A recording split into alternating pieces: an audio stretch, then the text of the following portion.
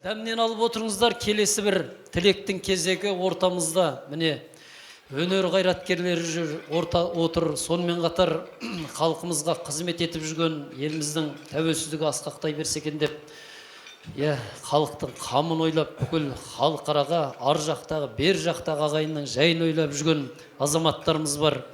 Осы халықтың үнін талай-талай жерге жеткізіп жүрген ақындарымыз бар. Ақындарымыз тірісінде жалған, өлгеннен соң арман деп жатамыз.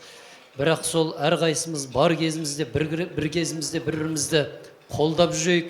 Ортамызда сондай-ақ Жақсыбектің тағы бір қасиетті Алланы тануы, сонымен қатар Нұр Мүбәрак университетінің ол кісі шәкірті. Сондай-ақ сол жақтағы ұстаздар келіп отыр екен.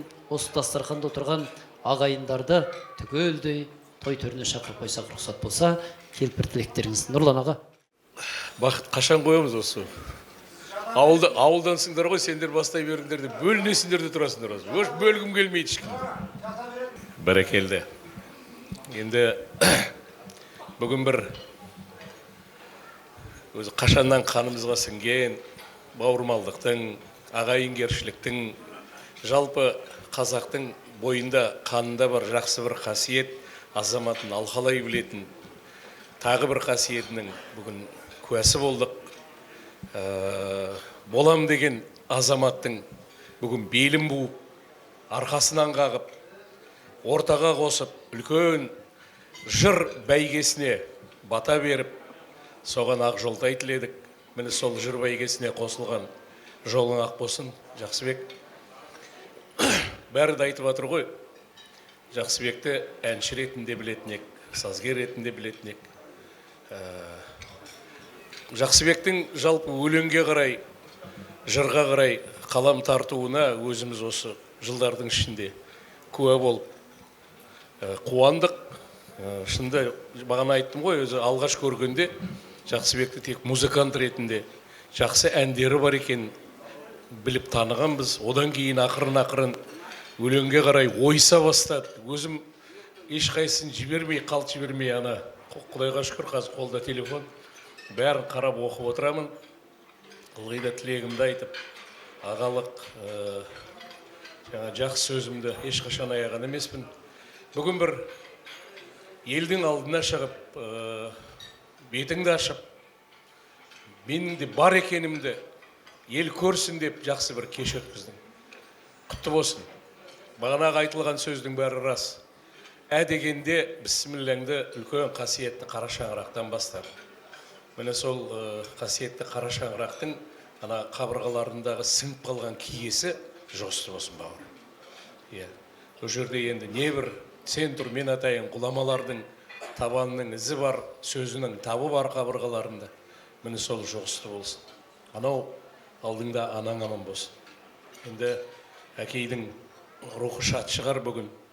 Бір баласы үлкен додаға түсіп, бәйгеден келіп жатқаны әкенің көзі тірі өзіне ғана емес, рухына да шат береді. Сондықтан ағамыздың рухы шаттана берсін. Осы жерде жүрген шығар қазір қалықтап. Біз көрмейміз ғой оны. Сондықтан Алла алдынан жарылқасын, Құран бағыштап атсын. Бұл да өзің.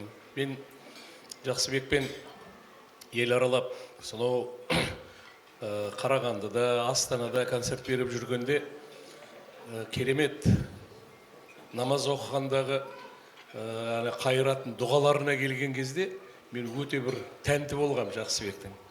Бұл жағынан келгенде де шынында мынау манада айтып жатырмын ғой, сахнада қайта қайталай берді демедіңіздер. Біз мынау еліміз егемендік алып, ағайынның көші бер қарай түзеле бастаған кезде бізге ұмытылып баратқан мәдениетіміз ғана, өнеріміз ғана емес, әдебиетіміз ғана емес, имандылықты да көп ретте осы сіздермен бірге келіп, осы жерде араласып, тіпті жас азаматтардың өзі үлкен осы Қазақстанның топырағында жүрген ағаларымызға үлгі бола бастады. Міне сондай үлгі болған азаматтың бірі осы Жақсыбек болады. Сондықтан Жақсыбек бауырым, рахмет. Жақсы әніңмен келдің. Жақсы музыкаға деген ынтаңмен, қабілетіңмен келдің ортамызға. Енді міне жырыңмен тағы да үлкен додаға ат басын бұрып жатсың.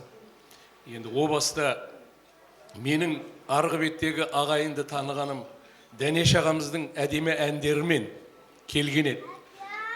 Мен бүкіл әншілердің ішінде Дәнеш ағаның ғана үніне, даусына тәнті болған кезінде. Ол бар. Енді әдебиетте, прозада ең алғашқы келгендерден білетініміз Қабдеш ағамыз еді ғой. Міне сол кісі. О жақтан қазақилық қана, қасиет қана емес, батырлық та бізде әлі өз деңгейінде мойындыла қоймаған қазақтың туын жықпай кеткен өр тұлға Оспан Батыр бабамыз туралы да осы өздеріңіз келгеннен кейін біліп жатырмыз. Бізге оның бәрі жабық болған кезінде.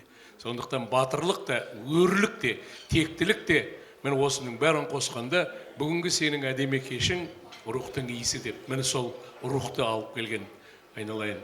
Көп ағайынның ішіндегі шоқтығы биік өзің болдың. Сондықтан құтты болсын кешің.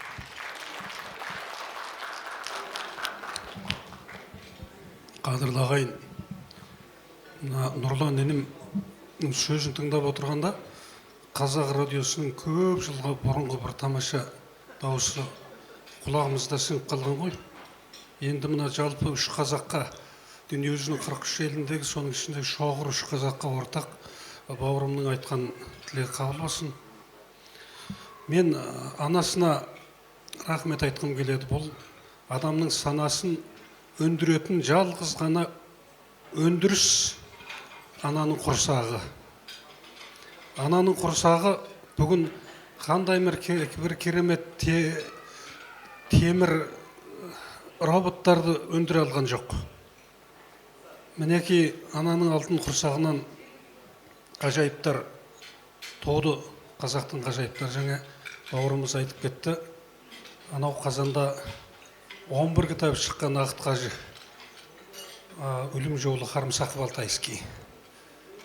Атақты Оспан Батыр Исламұлы батырлығымен, Таңжарық ақын барлығын айта берсек, мінеки бәрі аңыз. Сол аңыздардың бірі бәрі ананың алтын құрсағынан туған. Ананың алтын құрсағы қазақты, әлемді сақтап жүр. Сіздер байқайсыздар ма? Мынау жүкті әйелдің ішіне қарап отырғанда жер шары сиіп кетіп бара жатқан құсаған. Сол жер шарын жасайтын анасы құтты болсын бүгін. Жүрегі жарылардай ең ғажайып сөзін айтып отыр, жаңа батасын айтып отыр. Әлемге ақын, оның үстіне сазгер, ақынның ақынын әкелген ана Тәңір. Тәңірмен пара-пар болу керек деп ойлаймын. Анасы құтты болсын. Аман болыңыз қай уақытта да. Жақсыбек бауырым, бұл Құдай деген құр қалмайды қай уақытта. Қашанда бәрі керемет дүние. Жаңағы алтын шаңырақта тұрып, мына Бақыт бауырымыз Беделхан бауырымыздың сол қара сөздің өзін ақ өлең болғызып айтып беріп, біз бәрімізді тәнті еткен бір ғажайып оқиғаның куәсі болып отырмыз. Бұл енді саған, бізге, қазаққа берген бақыт, бұл бәріміздің тілегіміз. Сол тілек қабыл болсын. Аман есен жақсылықпенен қазақ руханиятында, қазақтың руханиятын әлемге ұсынған осындай бір жақсы кештерде кездесе берейік. Сол аңыз ағаларың ұқсаған аңыз бұл. Аңызды жасайтын халық жасайтын ананың құрсағынан аңыз саналы ақындар туа берсін. Аманшылық болсын. Рахмет. Күллі дүниені, екі дүниені жаратқан, жоқтан бар еткен, басымызға бақ берген, мемлекет берген, осындай ел қылып, әлемде басқалармен терезесін тең еткен Аллаға сансыз қаматтар мен мадақтар болсын. Сансыз салауат пайғамбарымызға, Мұхаммед Мұстафа саллаллаху алейхи уассаламға болсын.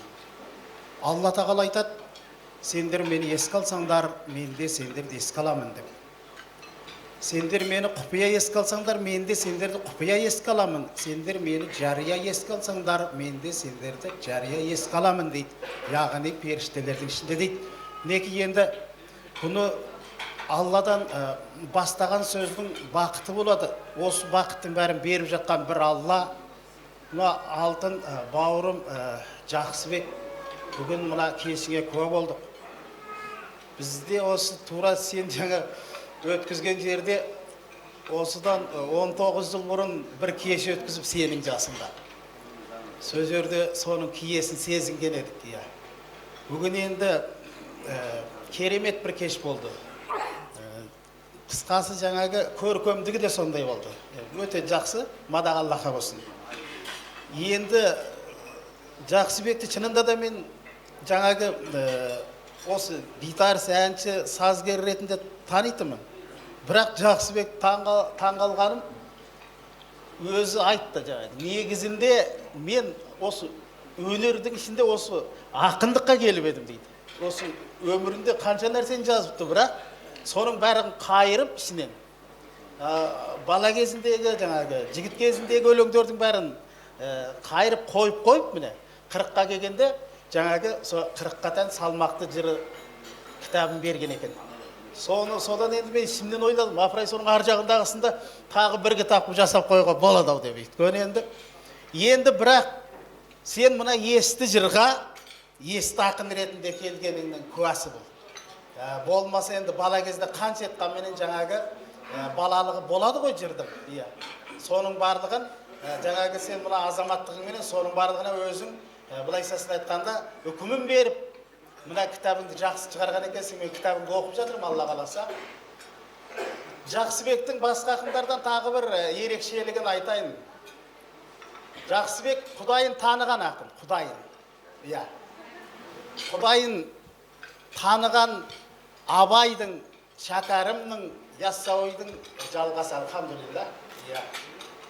Арды емес, иманды.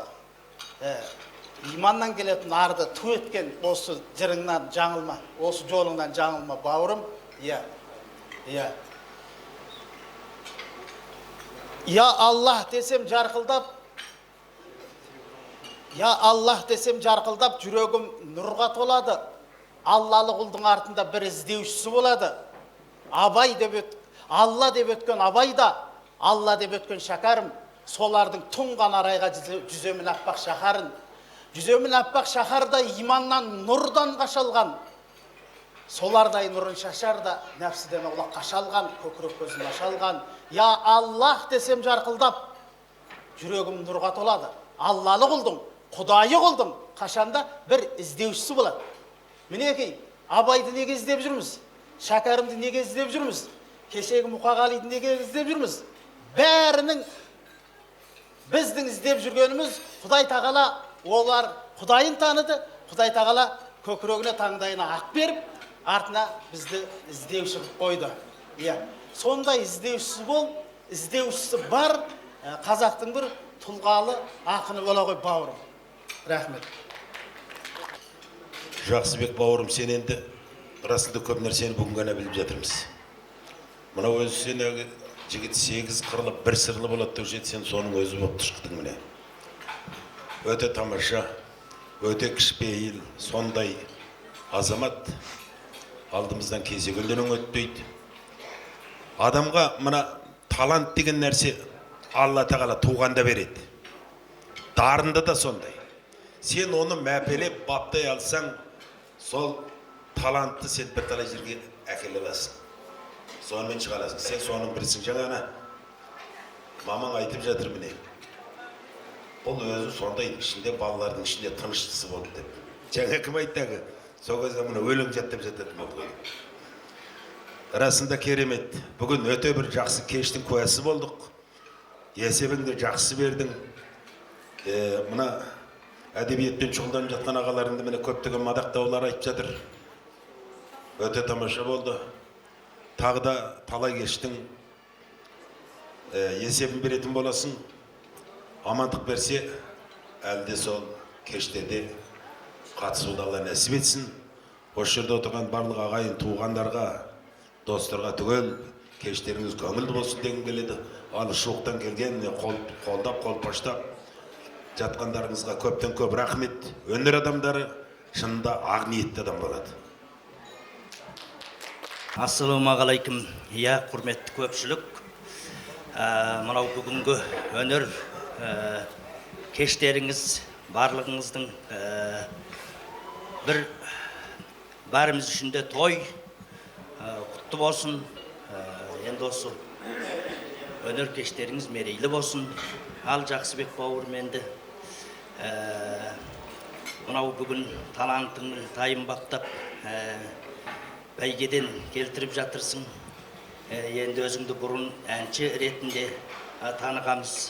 Әрине енді әншіліктен біраз атың танымалға айналып жатыр. Мынау өнерде жүрген Нұрлан ағаңды, Нұрландай ағаларыңды саңмүйіз өнердегі ұстаз етіп, біраз деңгейге жеткеніңді көрсетіп отырсың.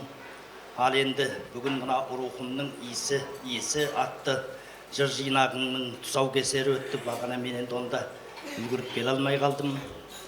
Енді осы рухымның иісі деген кітабыңның атының өзінен ар жағы көрініп тұр.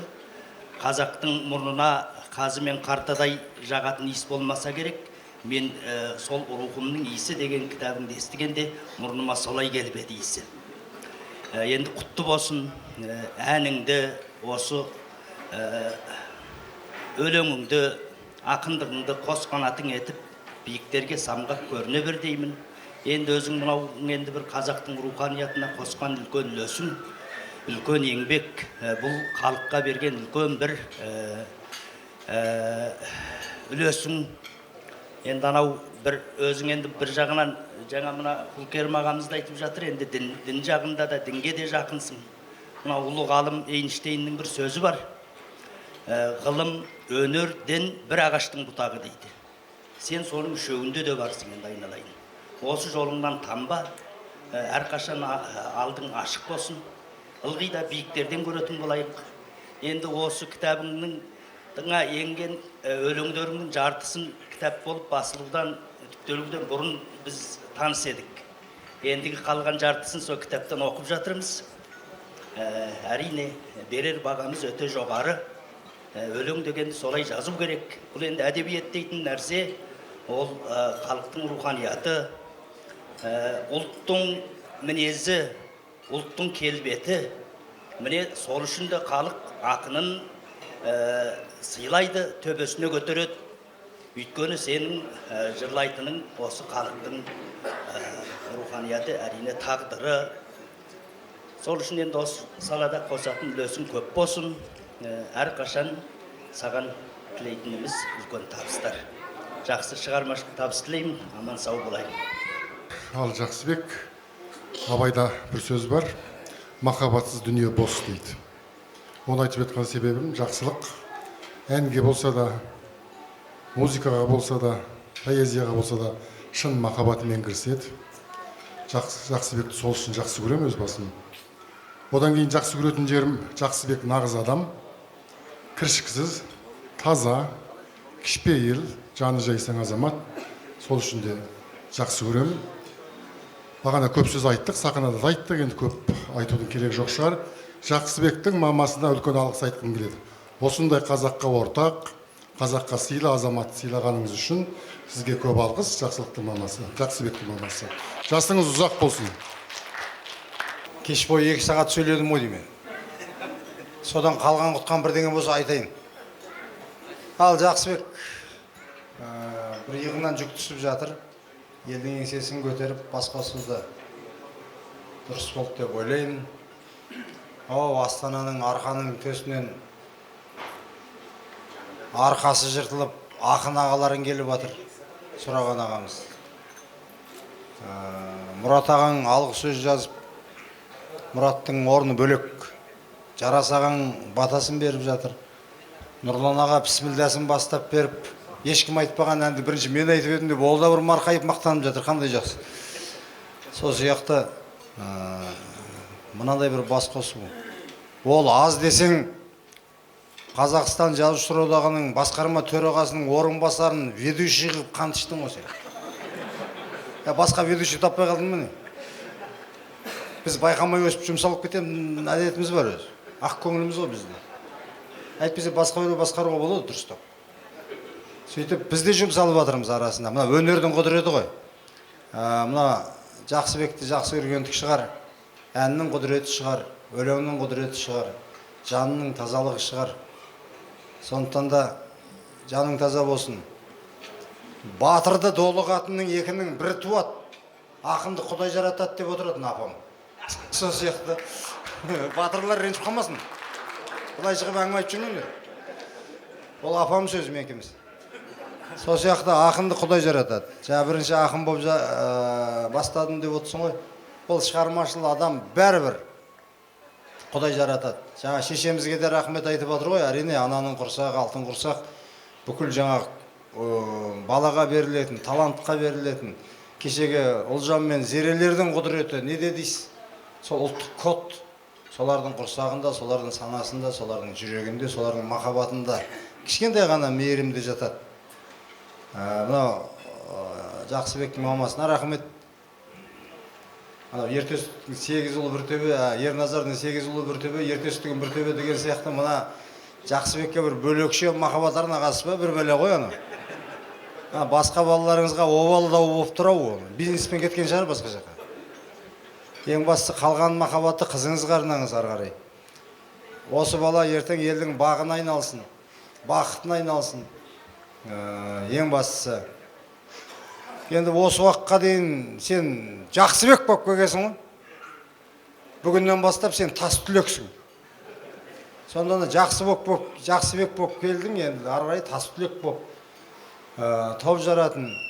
Және анау емес үлкен қара шаңырақта баталып жатсың, сол жерде тұсауын кесіп жатсың кітабыңның.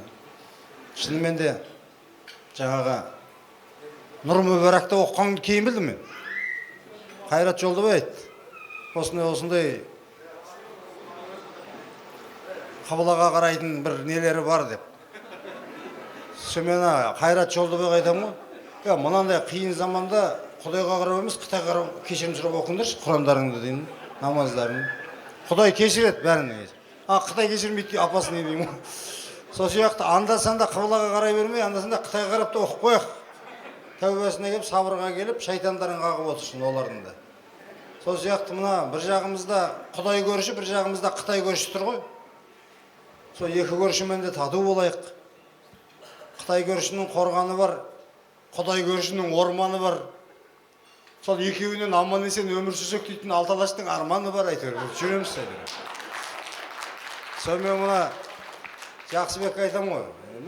Діни жолда жүргеннен кейін сен әншісің, ақынсың, сазгерсің, гитаристсің, еще профессионалсың. Одан кейін сендей адамға діни фанат болуға болмайды, апасына. Сендей адамға діни фанат болса, талай дүниеміз құриды. Бекболат фанат болды, ал не болды? Бәрінен әліп қалдық. Бүкіл айтысқа реформа жасаған Мұхаммеджан діни фанат болды, ал не болды? Сәләбиттердің соңынан таппай қалды оны. Артында шаңы да жоқ қазір, Түркияда жоқ. Сондықтан да мынау дәстүрлі дініміз бар өзіміздің. Құлгерма сізде бұлай миына ашытып фанаттыққа тарды бермеңіз. Діннің фанаты болғанша, ұлтының, жұртының, халқының қанаты болсын, рухы болсын. Бисмиллахир-рахманир-рахим деп бәріміз айтамыз. Алхамдулилла, мұсылманбыз деп айтамыз. Иншалла деп айтамыз. Бір Құдайдан басқаның бәрін рух деп қабылдайтын қазақпыз.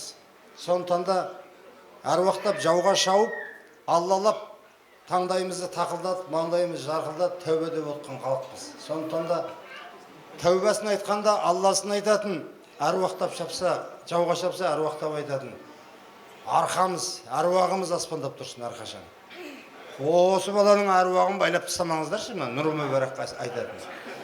Бұлай еркін жүрсін, таза жүрсін, адал жүрсін, бісмілдасын айтып жүре берсін, 5 уақыт намазын қалдырмасын, бірақ фанат болып кетпейік. Ең басы бақытты бол, тілектеспін. Мынау сөз құдіреті, сөз киесі қасиеті деген бұл біздің құран сөзімен бірдей құнарланып отырады әрқашанда. Сондықтан да Құранның сөзі мен жыр әнінің сөзі бірдей. Егер Құдай қолдаса, Алла қаласа, сондықтан да біздің бесік жырымыздың өзі Құран, жоқтауымыздың өзі Құран. Жақсы тілек айтып, жақсы ниетпен бір ән айтсақ, ол да Құран. Дұға тілектер ғой. Сондықтан да жыр әніміз бен Құранымыз қос қанатымыз болсын. Бар бол, нар бол, аман есен сау бол. Ең бастысы алталашқа асқақтап қанаты талмайтын, биікке самғайтын ән бол. Соңғы кезде көркем сөйлеп үйреніп жүрмедім. Ренжімеңіздер. Әйтпесе қысқа сөйлеймін деп ойлауым. Жақсыбек, өнердің өрінде жүрсің, ағалар енді бағанадан айтып жатыр, қыр-сырыңды, жақсы қырыңнан. Мен осы кісілердің алдында осы кісілерге айтқан тілекке қосыламын. Апайымызға рахмет, жеңгемізге. Үлкен жақтан Жақсыбек, енді маған Жақсыбектің ұлы әкесі маған жиен болып келеді. Сол жағынан жақындық қанымыз бар. Өнерің үстем болсын. Қарағым, рахмет. Алхамдулиллахи раббил аламин. Ассалату вассаламу аля саййидина ва набийина Мухаммад ва аля алихи ва асхабихи ажмаин. Бүкіл әлемдерді жоқтан бар еткен жаратушы иеміз Алла Тағалаға сансыз мақтау, мадақтар болсын. Алла Тағаланың сүйікті құлы әрі елшісі пайғамбарымыз Мұхаммед Мұстафаға Алла Тағаланың игілігімен сәлем болсын. Қадірлі ағайын, иншалла бір жақсы отырыстың, жақсы тілектердің куәсі болып отырмыз. Бүгін міне Жақсыбектей бауырымыз, Алла разы болсын, жүрегін жарып шыққан жақсы жырларын қатқа түсіріп, оны кітап қылып, қалқына жолдап, қалқына ұсынып жатыр. Сондықтан иншалла енді қаламыңыз ұштала берсін. Иншалла бұдан да керемет үлкен жыр кештерінің осындай үлкен еліміздің асқақ ағаларымен бірге солардың батасын алып өткізе беріңіз. Иншалла халықтың қалаулысы, еліңіздің елеулісі болыңыз. Қасиетті Құранда да енді бір білсе бір білмейді, негізінде шуара деген сүре бар. Шуара деген сөздің мағынасы ақындар деген сөз. Құранда ақындар деген не бар екен? Сүре бар екен. Оның ішінде көптеген аяттар бар. Соның бір аятында Алла Тағала негізінде ақындарды жарататын Алла деп отырмыз ғой. Өздеріңіз айтып жатсыздар. Бірақ ақындар Алласына жақын болса, жаңағы Құлкерім ағамыз айтқандай, оларды Алла мақтайды. Пайғамбарымыздың жанында да ақын сахабалар болған. Пайғамбарымыз олардың жырын тыңдап, жаңағындай дінді жырлап олар, исламды жырлап, сол кездегі жауынгерлерге, жалпы мұсылмандарға қуат күш беріп отырған. Ал енді қай кезде де бар, біздің қоғамда да бар ондай Құдайынан, Алласынан алыс ақындар, немесе ренжімеңіздер, енді ауырлап айтсам, ақын сымақтар. Сондықтан олар Аллаға емес, анау шөлмектің ішіндегі жынға жақын болады. Сондықтан ондай болатын болса, ол адамның ақыры да жақсы болмайды негізінде. Жынға жақын болған, араққа жақын болған, шайтанға жақын болған адамның кім біледі, моласына да ешкім бармайды шығар ертең. Сондықтан қадірлі ағайын, ақын болсақ Абай атамыздай болайық, Махамбеттей болайық, одан да асып түсейік иншалла. Балаларымызды соған тәрбиелейік. Енді бәкең үлкен ақын ғой, бірақ адамның сөзін Алланың сөзіне жаңа теңеп қалды. Адамның жыры да Құран деп қалдыңыз ғой енді. Дұрыс, қазақтың көмейіне Алла Тағала керемет дауыс ән берген, әудемейтін қазақ жоқ. Біздің жақсы жастар өсіп келе жатыр. Сондай ақындар өсіп келе жатыр, иншалла. Соларға мына алдыңғы буын, арбаның алдыңғы дөңгелегі қалай жүрсе, арты солай бағытталады дейді ғой. Сондықтан солар өнеге болса екен дейміз, иншалла. Сондықтан Иә, бүкіл 10 ғасыр жырлайды деген кітаптар бар ғой, 5 ғасыр жырлайды. Бәрін анау ар жақтан бері санап, енді оны бітуге мүмкін емес, бірақ барлығының да көкейінде, жүрегінде Құдай болған, бір Алла деп жырын бастаған, жастарына, өрендерге біз соны насихаттап кеткен. Енді мен көз сөзімді көп созбайын. Менің есімім Данияр болады, тегім Абдусамат. Сол Нұр Мүбарак университетінде сабақ берем. Мына Құран тәпсір саласы бойынша енді PhD докторлығымыз бар. Иншалла.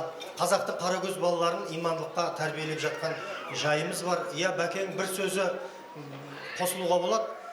Дін саласы деген бір өте нәзік мәселе. Сондықтан бұны ұстай алсаң, бағың, ұстай алмасаң, зарың болуы мүмкін да. Сондықтан талайлар сол неше түрлі ағымның, неше түрлі фанатизмнің, экстремизмнің жетегінде кетіп жатыр. Өкінішке орай, тіпті мүйізі қарағайдай ағаларымыз біз ізіне еріп, соларға өкшесін басамыз ба деп жүрген кезде құрығына түсіп қалып жатыр, өкінішке орай. Бірақ аты айналып қазығын табады дейді, иншалла олар да келер, оралар. Бірақ мына менің айтатыным, ендігі буын, осы өскелең жастар, мешітке барсаңыз қараңызшы, 10 мен 30 арасындағы жастар, қарияны аз кездестіресіз. Сондықтан біздің келешегіміз сол жерге барып жатқан жастар, Нұр Мүбаракта оқып жатқан жастар, бәрі тегіс молда болып кетуі шарт емес, дін де оған шақырмайды. Сол жерде барып жатқан, оқып жатқан намазын, сәждеге басын қойып жатқан, мына қақаған аязда өзіміздің Алматыда мешітте аз ғой. Шіркеуден мешіт аз екен, білесіздер ме Алматыда? Шіркеудің саны мешіттен некен? Көп екен. Сонда кеше жұма өтті, қараңыздар, қақаған аязда ана мұздың үстіне жығылып намаз оқып жатыр біздің жастар. Шүкір, солардың бірі ертең президент болады, бірі министр болады, анау бірі әкім болады, бірі Нұрлан ағасындай керемет, дүлділ әнші болады, ақын болады. Солардың жүрегінде иман болса, Құдайдан қорқады. Қазақ айтады, Құдайдан қорықпағаннан қорық дейді. Сондықтан, иншалла, Алла жүрегімізге кәміл иман берсін.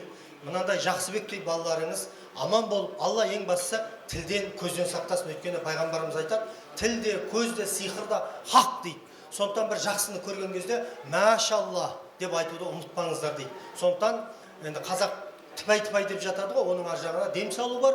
Сосын мәшалла деген сөзді ұмытпау керек екен. Апа, ана алтын құрсақ, Алла сізге денсаулық берсін, өміріңіз ұзақ болсын. Ағамызға бағыштап Құран оқыдық. Енді ағамыздың көрмеген жақсылығын, жақсылығын сіз көріңіз, иншалла. Сөзім аяғында толықтай түйін, не бір ақындар, жыраулар өткен ғой, соның бірі мынау Майлы Қожа деген бабамыз, атаны айтып жатырмыз. Атаның, ананың қадірін тірі кезінде сыйлап қадірлеңдер, айналайын өрендерінде бізге жақсы мынандай жыр қалдырған екен. Сонымен аяқтайын, Алла разы болсын сіздерге. Атаның қадірін айтайын, ананың қадірін айтайын, балаға деген ықыласын санаға сал байқайын. Туғаныңда қуанған, жас нәресте күніңде қайырлып келген қырымнан, қарнашар деп көеп боп, алдыңа тамақ үйдірген, жарасар киім кийдірген, мектепке беріп жасыңда танытып құбыла білдірген, бұл бейопат жалғанда әкең де өлмес болсай шай, әкесі кетіп қасіретін балада көрмес болсай шай. 9 ай 10 күн көтерген, мехнат тартқан төтеннен, еңбегіңде етөлген, зиярат қылып сыйласаң, кем емес құбыла Меккеңнен. Аузыңа ақ сүт емізген, шайнаптай тамақ жегізген, осы бір жарық дүнияға себепкер болып келгізген, құйрық шайнап май берген, құнтақтап жерге жай берген, оғын қылған қызметін күнменен жұлдыз ай көрген, анандай ғазиз мейірбан, табылар саған қай жерден, тар құрсағын кеңіткен, тас емшегін жібіткен, анылдап жатып ауырсаң, жарым жасын кеміткен, айналайын ай дегені жан жүйеңді жібіткен, бұл бейопат жалғанда анаң да өлмес болсай шай, әр перзентті Құдайым жетімде қылмас болсай шай, атаның қадірін олмаyan қыз ананың қадырын олмен қыз, тірідей кезде білсей жай деп бабамыз майлы қожа жырлап өткен екен ағайын. Сондай аталарымыздың бірі, біз енді ұстаз болып келіп отырмыз ғой. Иншалла жаңағы уағыз айтып жатырмыз, оғандай тобықтай түйін болсын. Әбу Бәкір Кердері атамыздан асып айта алмаспыз. Кіші жүзде Кердері деген ұру бар. Содан шыққан Әбу Бәкір деген шайыр, үлкен иманды әулие кісі өткен. Бағана айтқан уағызымызға бір ауыз түйін болсын иншалла. Зор сүйінші айтайын, мұсылман болып туғанға, ләббәйка деп ұрухым, хаққа, Аллахқа мойын сұнғанға, ислам жолын қуғанға, дәрет алып намаз қыл, суыңды құйып құманға, зекетті беріп қажға бар, айналмаңыз құрмалға. Бұл дүниеге айналып, хақ берген асыл дәулеттен, қиямет күні, махшар күні қорғалма. Бір жолаушы боларсың, соңғы демің шыққанда, кеудеңнен жаның ұшқанда, жансыз қалған денеңді, үш құман сумен жуғанда, үш жеріңнен буғанда, жаназаңды оқытып, көлкейтіп алып жүргенде, қабірдің аузын жапқанда, қырықтай қадам асқанда, накир мен мұнкар періштелер келгенде, ей, Құдайың кім дегенде, дұрыста жауап бермесең, күргізіменен, қамшыменен ұрғанда, боларсың сонда, арманда. Айналайын ағайын, шеберді шебер дегенше, Аллахты шебер десеңші, қар жаудырып, қыс қылған, жұмыртқаны, құс қылған, құрсақта жатқан балаға, ризығыменен дем беріп, құдіретіменен жаратқан. Айналайын ағайын, жүрекке иман бекітіп, үйретіңіз туғанға, исламдағы 5 парыз жанған оттан құтқарар хақ Аллах. Таразы құрғанда, қиямет қайым болғанда, шапағат етер, жәрдем етер, 5 намаз. Әзірейіл жетесіп, жаныңдай қабір қылғанда, бұл дүниенің қызығы, бұл дүниенің қызығы, білсеңіздер ағайын, білсеңіздер жамағат, ұқсайдау,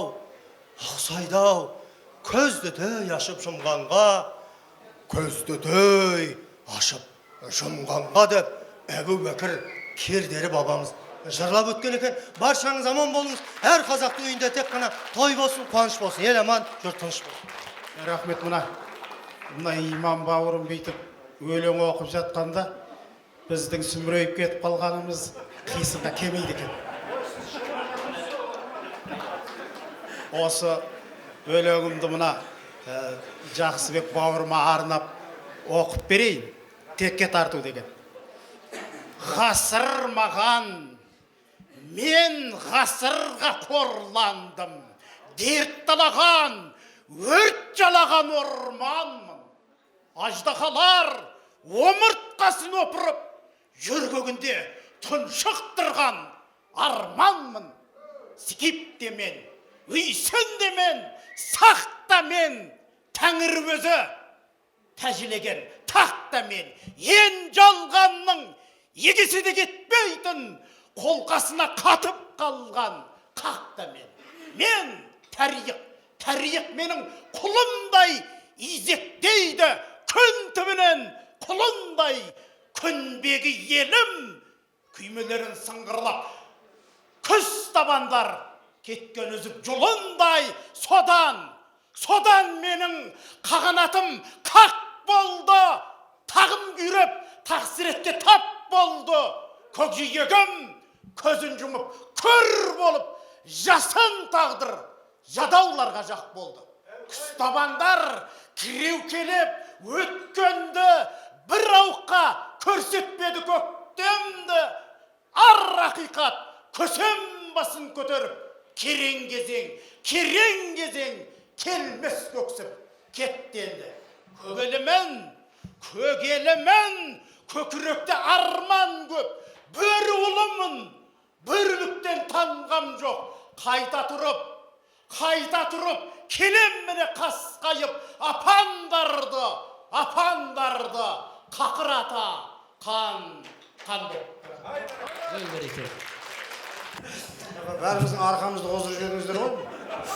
Имамның өзі айғайлап өлең оқиды. Құлгерім ағам да айғайлап өлең оқиды. Бақтаға. Жаңа ақындар жынға жақын деп еді. Біздің имам да соны көрішті ау деймін. Араласып тұрады ау деймін. Данияр ұстаз домбырасын бірге алып Данияр, Иә. жаңа не қылып отыр ғой. Мен байқап отырмын да, менің жынымның нағашы жиендері шығар деп отырмын енді. Өте алыс емес екен. Неғып айғайлап оқимыз өлеңді деймін де, жай оқуға болады ғой. Мазмұғында жаңа Данияр дұрыс айтады, жын бар, точно. Менікі мұсылман жын ғой, айнау. Мұсылман жын деген бар. Санамдағы сансыз сұраққа жауап таппай түсем ылғи мың отқа. Жанардағы жаңбырыма малшынып жын қаққандай болам сосын жырақта. Жын қаққандай жылап алайын. Сен бірақта жұбатпа. Кейде осылай қашып кеткің келеді. Жүйкедегі тозақтан жүректегі жұмақ. Жүректегі жұмақ деген осындай рухани бас қосу. Жүректегі жұмақ деген имани әңгіме. Жүректегі жұмақ деген Құдаймен қосылық етіп, сырласып, сіз біз десіп, соның алдында бас ию. Одан асқан жұмақ жоқ. Рахмет сіздерге. Бір суретке түсіп алыңыздар, естелік болсын.